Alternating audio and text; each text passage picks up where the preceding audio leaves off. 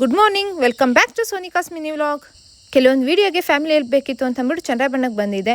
So ಬೆಳಗ್ಗೆ ಎದ್ದು papaya ತಿಂದರೆ ತುಂಬಾ ಒಳ್ಳೆಯದು. ಡೈಲಿ ಫ್ರೂಟ್ಸ್ ತಿಂತೀನಿ, ಹಾಗೆ ಒಂಚೂರು ಮುಖಕ್ಕೆ ಮಸಾಜ್ ಮಾಡ್ಕೊಂಡೆ ಸ್ಮೂತ್ ಬರಲಿ ಅಂತ ಅಂದ್ಬಿಟ್ಟು ಸರಿ ಅಂತ ಅಂದ್ಬಿಟ್ಟು ತಿಂಡಿ ಎಲ್ಲ ತಿಂದ್ಕೊಂಡು ಮಧ್ಯಾಹ್ನ 1 ಗಂಟೆ ಅಷ್ಟರೊಳಗೆ ಸ್ನಾನ ಮಾಡಿ ರೆಡಿ ಆದೆ. ಒಂಚೂರು ಹೊರಗಡೆ ಹೋಗಬೇಕಿತ್ತು. ಹಾಗೆ ನಾನು ವೀಡಿಯೋನೇ ಎಡಿಟ್ ಮಾಡಿಬಿಡೋಣ, ಸಂಜೆ 5 ಗಂಟೆಗೆ ಶೆಡ್ಯೂಲ್ ಮಾಡೋಣ ಅಂತ ವೀಡಿಯೋ ಎಡಿಟ್ ಮಾಡ್ತಾಯಿದ್ದೆ.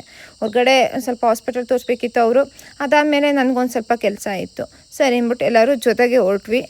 ನಮ್ಮೂರಲ್ಲಿ ತುಂಬ ಫೇಮಸ್ ರಮೇಶ್ ಡಾಕ್ಟರ್ ಅಂತ ಇದ್ದಾರೆ. ತುಂಬ ಓಲ್ಡ್ ತಾತ, ಅವ್ರ ಕೈಗುಣ ತುಂಬಾ ಚೆನ್ನಾಗಿದೆ. ನಮ್ಗೆ ಏನೇ ಪ್ರಾಬ್ಲಮ್ ಆದರೂ ನಾವು ಅಲ್ಲಿಗೆ ಹೋಗೋದು. ಅದಾದಮೇಲೆ ಸೀದಾ ಎಲ್ಲ ಮಾಡ್ಕೋದೆ. ಒಂದು ಗಿಫ್ಟ್ ಬಾಕ್ಸ್ ತೊಗೋಬೇಕಿತ್ತು ಬಾರ್ಬಿದು ಅಂತ ಅಂದ್ಬಿಟ್ಟು. ಅದು ಎಷ್ಟು ಕಾಸ್ಟ್ಲಿ ಇತ್ತು ಅಂದರೆ ಒಂದು 100 ರೂಪಾಯಿ ಕೊಡೋಂಗಿಲ್ಲ. ಅದರಲ್ಲಿ ಇರೋ ಮೆಟೀರಿಯಲ್ಗೆ 100 ರೂಪಾಯೇ ಕೊಡೋ ಆಗಿಲ್ಲ. ಅದಕ್ಕೆ 540 ರೂಪಾಯಿ ಹಾಕಿದ್ರು. ತುಂಬಾ ಬೇಜಾರಾಯಿತು, ಏನಕ್ಕೆ ಹಿಂಗೆ ಆಗ್ತಾರೆ ಅಂತ ಬೈಕೊಂಬಂದೆ. ಅದಾದಮೇಲೆ ವೀಡಿಯೋ ಎಡಿಟಿಂಗ್ ಬೇಕಿತ್ತಲ್ಲ, ವಾಯ್ಸ್ ಓವರ್ ಹಿಂದೆಗಡೆ ಕೊಡಬೇಕಿತ್ತಲ್ಲ, ಅದನ್ನೆಲ್ಲ ನೀಟಾಗಿ ಬರ್ಕೊಳ್ತಾ ಇದ್ದೆ. ಅದಾದಮೇಲೆ ಆಂಟಿ ಸೀಗಡಿ ಸಾಂಬಾರು ಮಾಡಿದರು. ಚೆನ್ನಾಗಿ ಮಾಡಿಲ್ಲ, ನೀನು ಪ್ರಾಪರಾಗಿ ಹುರಿದಿಲ್ಲ ಅಂತ ಬೈಕೊಂಡು ಹೇಗೋ ತಿನ್ಕೊಂಬಂದೆ. ಸಂಜೆ 5 ಗಂಟೆ ಆಗ್ತಿದ್ದಂಗೆ ನಮ್ಮ ತೋಟದ ಮನೆಗೆ ಬರಬೇಕಿತ್ತು. ಬಂದ ತಕ್ಷಣ ಸಿಟಿ ಬಂತು. ನನ್ನ ತಮ್ಮ ನಮ್ಮನ್ನು ಪಿಕ್ ಮಾಡ್ದೆ. ಬೆಳ್ಗುಳಕ್ಕೆ ಬಂದುಬಿಟ್ಟು ಊರಲ್ಲಿದ್ದಾಗ ನಂಗೆ ಬೇಜಾರು ಒಂದೇ, ಯಾಕೆಂದರೆ ಇಲ್ಲಿ ಆಗೋ ದಿನದ ಖರ್ಚಲ್ಲಿ ನನ್ನ ಫ್ಯಾಮಿಲಿನ ಬೇಕಾದ್ರೆ ರಾಯಲಾಗಿ ಸಾಕ್ಬೋದು, ಅಷ್ಟು ಖರ್ಚಾಗ್ಬಿಡುತ್ತೆ. ಮಳೆ ಹೋದರೆ ನಮ್ಮೂರು ಸ್ವಿಟ್ಜರ್ಲೆಂಡ್ ಆಗಿರುತ್ತೆ. ಹಾಗೆ ನಮ್ಮ ಫಾರ್ಮ್ ಹೌಸ್ ಆಗಿರೋದ್ರಿಂದ ಮಣ್ಣಿನ ರೋಡು ಎಲ್ಲಾಡ್ತಿ ಈ ಟೈಮಲ್ಲಿ ಒಂದು ಸ್ವಲ್ಪ ಕಷ್ಟನೇ.